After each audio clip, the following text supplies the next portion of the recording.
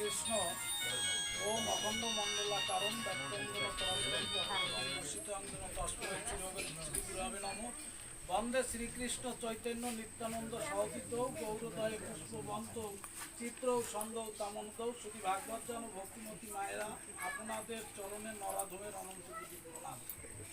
আসলে একটা কবিতা পড়েছিলাম এরকম যে সবার কিসে সবার নিচে সব হারাদের মাঝে।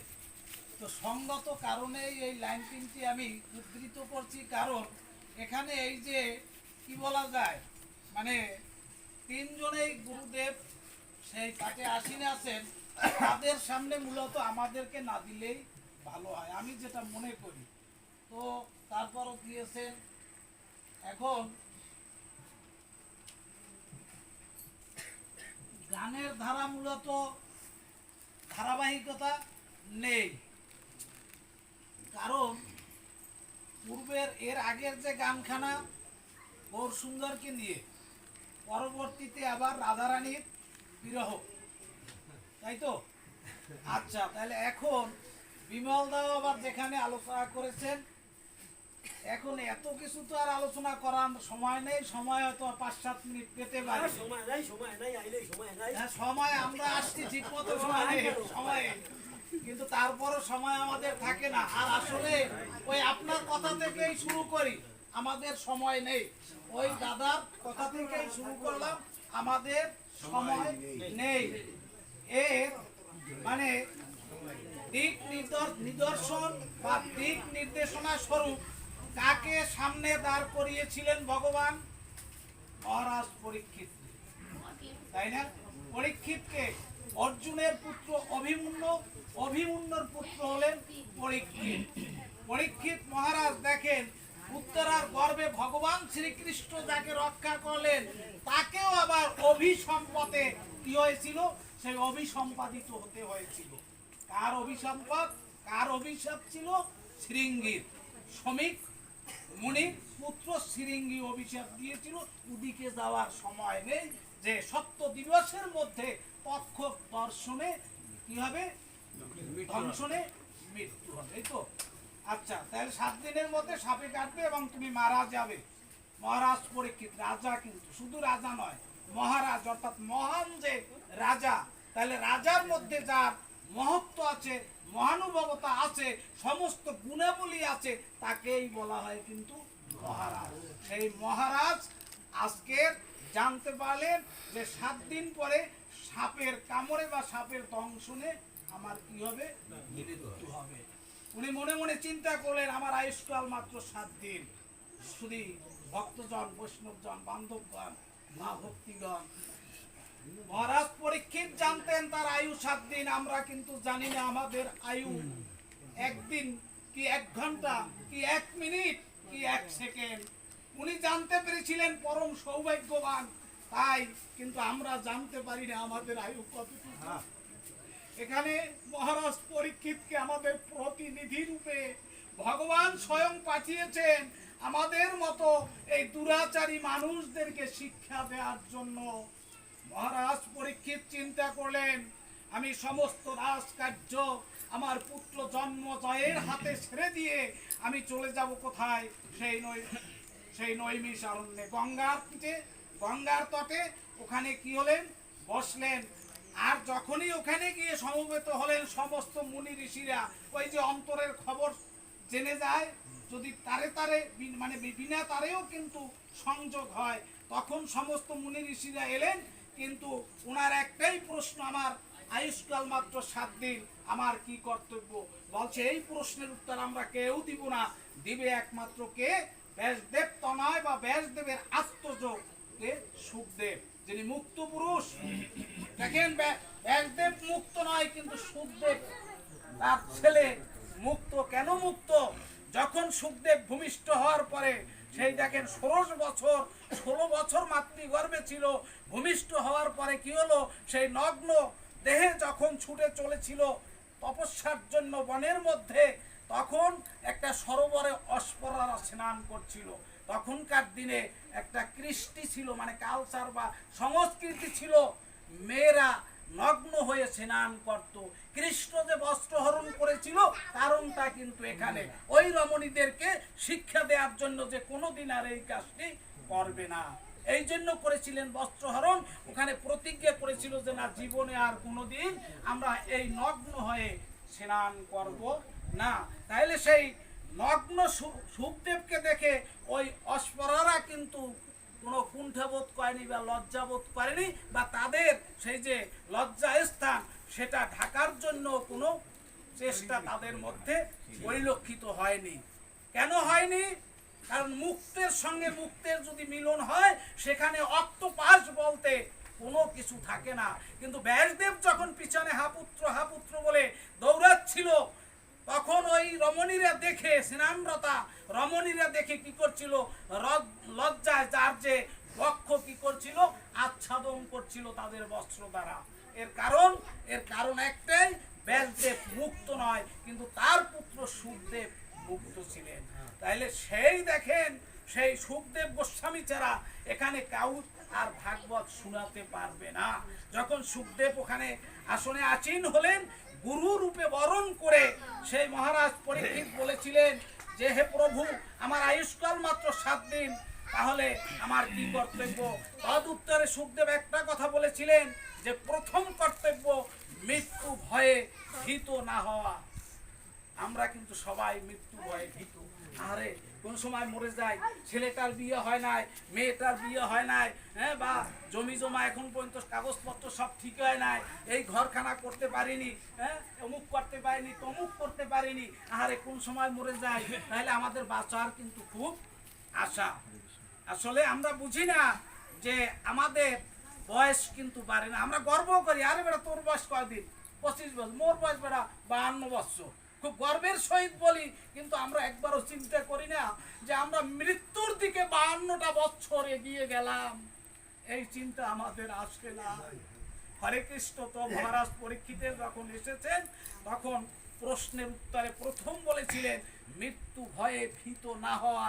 দ্বিতীয়বার বলেছিলেন যে অনাসক্তি রূপ কি অসি দ্বারা আসক্তি রূপ সংসার বন্ধনকে ছেদন করা।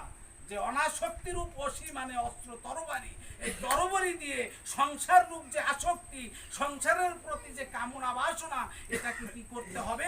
কর্তন করতে হবে, সেবন করতে হবে। আমরা কি এটা পারি না। তবে কেন পারি না, এরও একটা কারণ আছে।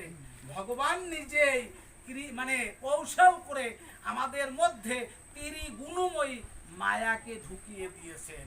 কেন দিয়েছেন?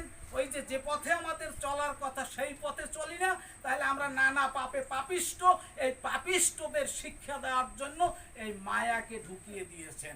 যার কারণে আমরা কিন্তু জরা মরা ব্যাধি ইত্যাদিতে ভোগতে থাকি সবাই।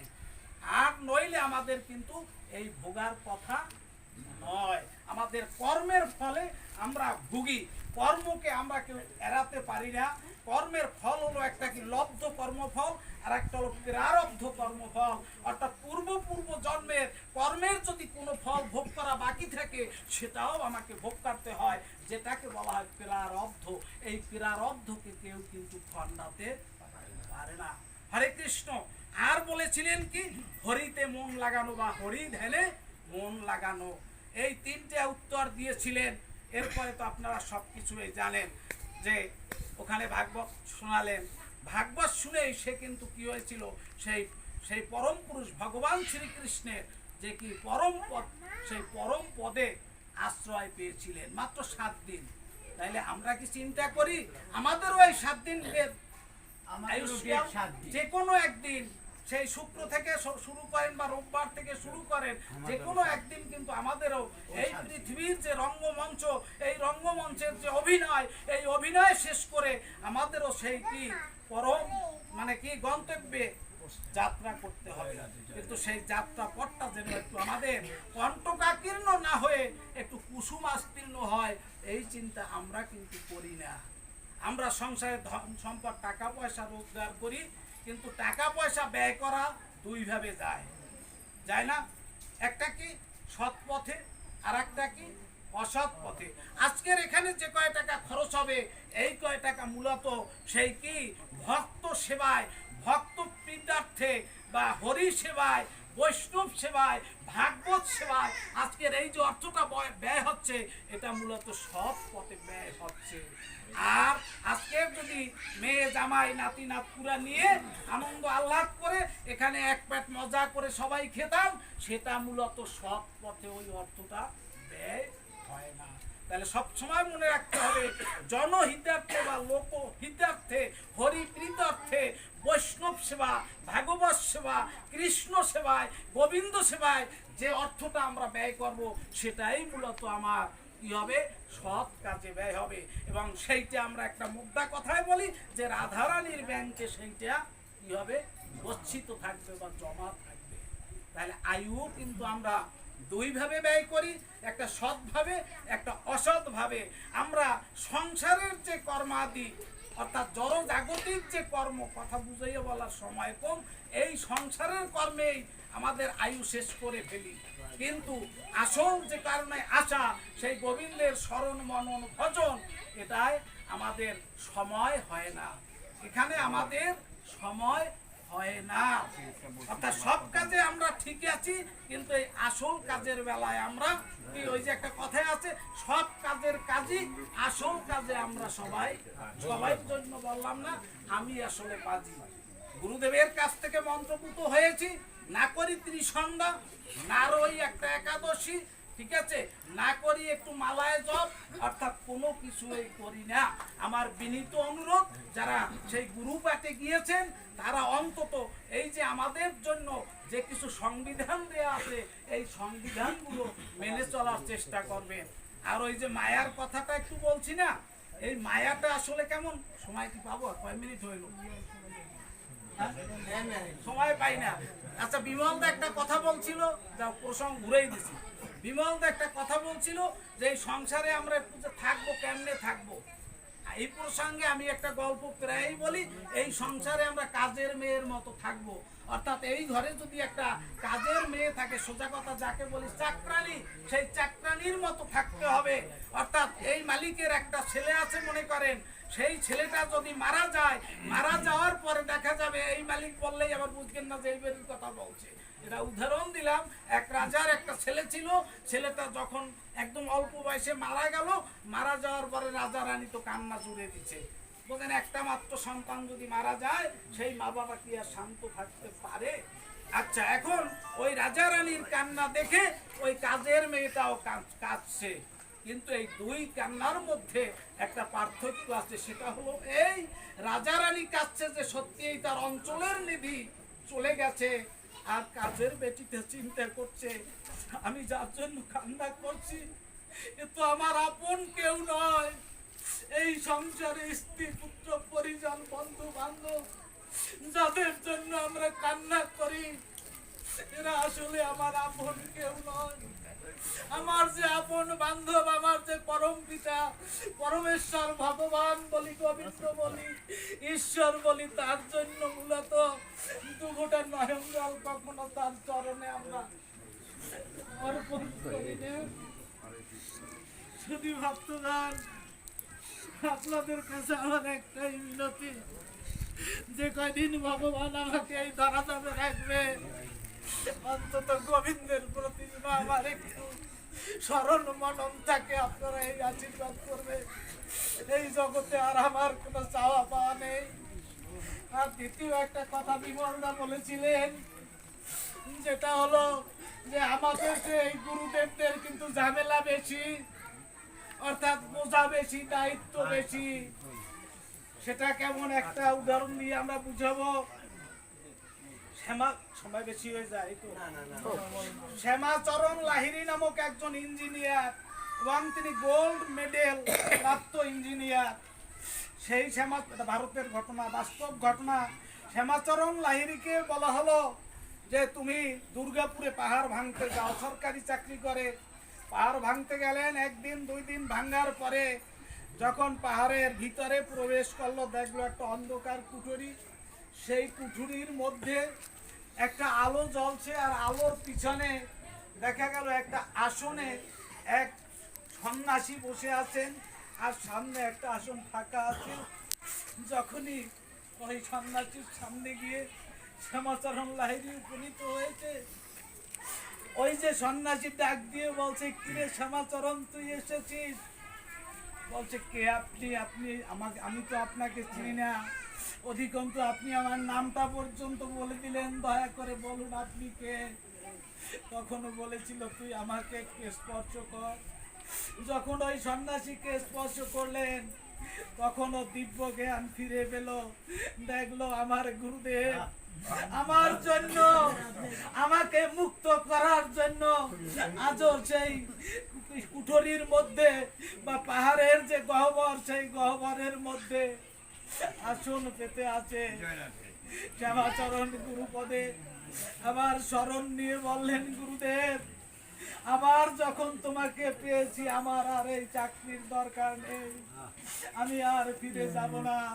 তোমার জীবনের যে কয়টা দিন বেঁচে থাকবো, আমি তোমার চরণ সেবা করে তোমার সান্নিধ্যে যেন কাটিয়ে দিতে পারি। ভগবানের কাছে শুধু এই প্রার্থনা করি। হরে কৃষ্ণ। অনেক কথা বলেছি, আমার কথায় যদি কোনো মহৎজন, সাধুজন, সজ্জন কষ্ট পেয়ে থাকেন, আপনারা অধম সন্তান বলে আমাকে ক্ষমা করবেন। জয় জয় রাধা কৃষ্ণ।